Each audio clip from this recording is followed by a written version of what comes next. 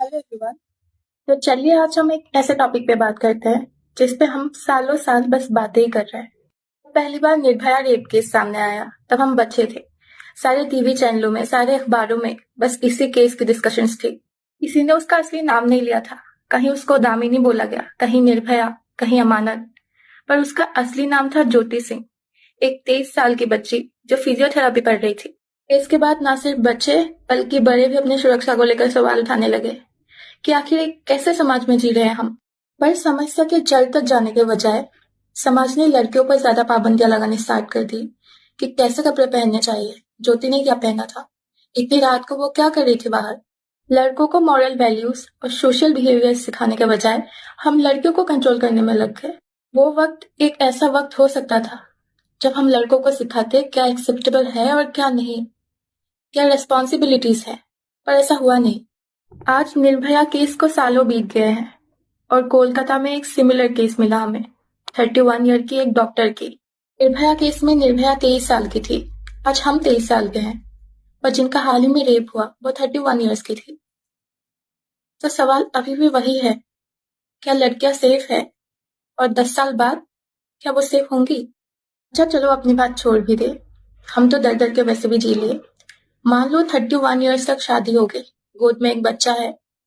मैं ये नहीं बोल रही लड़का है लड़की है, 2 साल का है या 5 साल की है। पर तब सच्चाई यही है कि सिचुएशन अगर नहीं बदली तब तक ना हम सुरक्षित रहेंगे ना वो। अब मैंने ये क्यों बोला कि लड़का हो या लड़की हो सिचुएशन सेम है, क्योंकि अभी अभी एक न्यूज पढ़ा।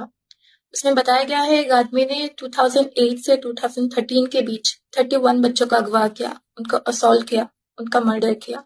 इसने खुद माना है कि 31 बच्चे तो थे जिसका उसने मर्डर किया था।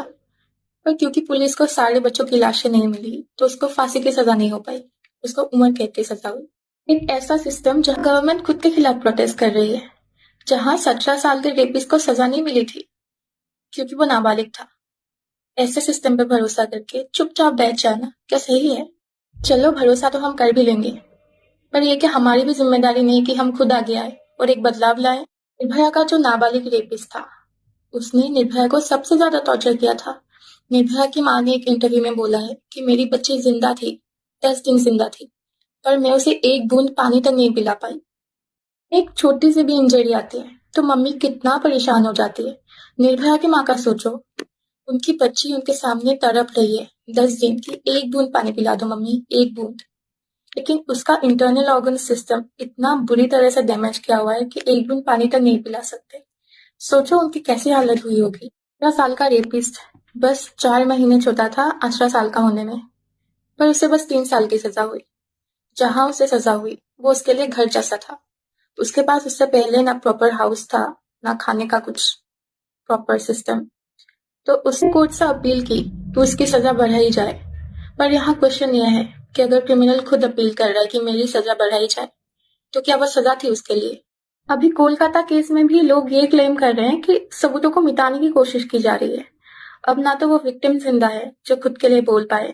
हाँ, इस केस में बहुत लोग बाहर आए, जस्टिस की डिमांड की, पर अभी भी ऐसे लोग हैं जो मुंह पे बोल के जा रहे हैं कि do you want to repeat the Kolkata case. पर क्या यही हमारा समाज है? क्या हमारी जिम्मेदारी नहीं है कि हम अपने लड़कों को सिखाएं कि क्या सही है और क्या गलत? जब बच्चे छोटे होते हैं तो हम ये समझ के बात नहीं करते कि ये बहुत छोटे हैं, इन सब मुद्दों पे बात करने लायक बड़े नहीं हुए हैं। जब जब बड़े हो जाते हैं तो हमें लगता है कि इनसे क्या ये सब बातें करना, क्या सिखाना, ये तो बेसिक्स है, इन्हें आता है। पर ऐसा नहीं होता। निर्भया केस को देख लो, एक आदमी था जिसके बच्चे थे, शादीशुदा था, एक तो नाबालिग था, एक 19 साल का था बस। This is not about age, this is about the choices we make collectively as a society. हमने बहुत नारे लगा ली कि बेटी बचाओ बेटी पढ़ाओ। अब हम नया कुछ स्टार्ट कर रहे हैं कि बेटा पढ़ाओ बेटी बचाओ। पर जब भी हम अपनी बेटी को सेल्फ डिफेंस की क्लासेस में एनरोल कर रहे हैं, हमारी जिम्मेदारी है कि हम देखें कि हमारे बेटे के हाथ में एटलीस्ट एक ऐसी बुक हो जिसमें थोड़ी उनको मॉरल वैल्यूज सीखने को मिले। उनके साथ हमें वक्त बिताना है, बेटियों के साथ भी बेटों के साथ भी। अगर उनके बिहेवियर में थोड़ा सा भी हमें डाउट है कि कुछ तो सही नहीं है, जो ये सोच रहा है, जो ये बोल रहा है, कहीं ना कहीं गलत है, तो ये हमारी जिम्मेदारी है कि हम उन्हें सिखाए और सुधारे। और ये रेप कल्चर को खत्म करने का जिम्मा हमें बस लड़कियों पर नहीं छोड़ना। क्या लग रहा है हमें, ये जो मासूम सी लड़कियां हैं, किसी का कुछ नहीं बिगाड़ रही, उनको वो रैंडमली पकड़ रहे हैं, मार रहे हैं, जला रहे हैं, उनका चेहरा पहचानने में नहीं आ रहा। इन लोगों के समाज में होते हुए हमारे लड़के भी सेफ हैं? पहल तो हमें खुद से करना है। पहले खुद को सुधारना है, अपने बच्चों को टाइम देना है।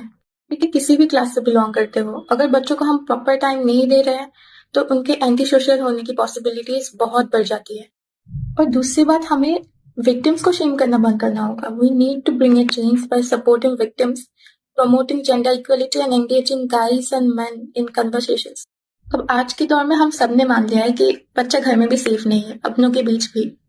तो हमें उन्हें इतना तो सिखाना है कि अगर कुछ गलत हो तो उन्हें पता हो कि गलत हो रहा है और वो आके हमें बोल पाए। और चेंज हमें खुद से स्टार्ट करना है। ये सच है कि एक अनजान शहर में दूसरे कम्युनिटी के लोगों के बीच, अनजान लोगों के बीच बच्चा ज्यादा अनसेफ है। लेकिन अपने गली में भी, अपने नेबरहुड में भी वो कहाँ सेफ है? हमने जनरेशंस आफ्टर जनरेशंस लड़कियों को ये सिखाने में लगा दिया कि पूरी कम्युनिटी की जिम्मेदारी, पूरी कम्युनिटी का ऑनर हमारे प्राइवेट पार्ट्स में है। पर अब ये समय है जब हम कम्युनिटी और सोसाइटी को भी समझाए, सिखाए कि सबको सम्मान देते हुए हमें कैसे रहना है एक साथ।